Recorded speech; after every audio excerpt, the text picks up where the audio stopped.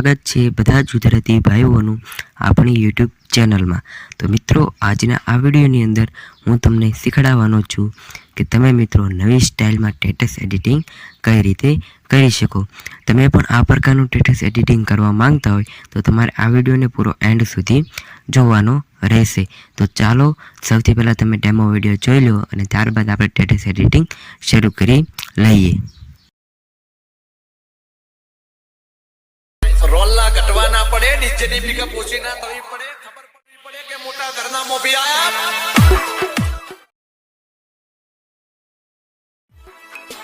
DJ Then edit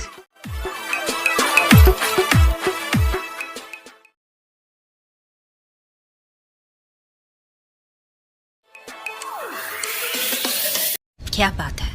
Once more! Once more! Once more! नहीं